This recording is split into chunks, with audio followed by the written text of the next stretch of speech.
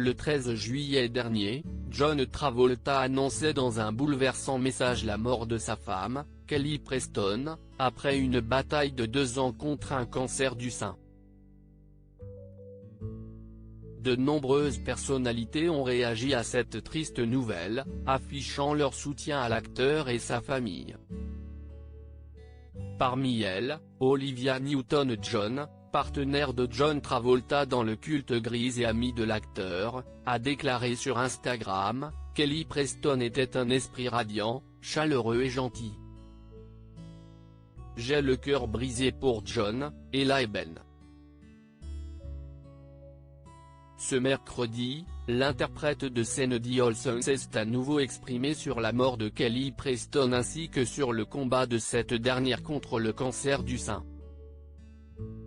Une bataille que l'actrice connaît bien puisqu'elle y a elle-même été confrontée à plusieurs reprises.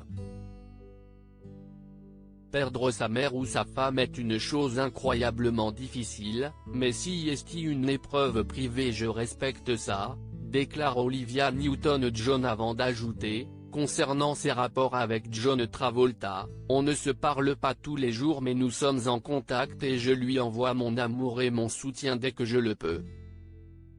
Olivia Newton-John, son premier cancer du sein diagnostiqué en 1992. L'actrice de 72 ans a, elle aussi, été confrontée au cancer du sein, 3 fois depuis 1992, mais contrairement à Kelly Preston qui est parvenue à garder son combat privé, Olivia Newton-John a été contrainte de rendre la nouvelle publique pour devancer la presse à scandale. Aujourd'hui, elle explique qu'elle se sent forte, déterminée et dévouée à autrui. Très impliquée dans les activités caritatives, elle a aidé à la création du Olivia Newton-John Cancer and Wellness Center en 2008, à Melbourne. Et, dans une vidéo publiée le 6 octobre sur Instagram, elle annonce le lancement de sa propre fondation éponyme, qui vise à trouver de nouvelles voies de traitement pour le cancer qui soient plus douces pour le corps.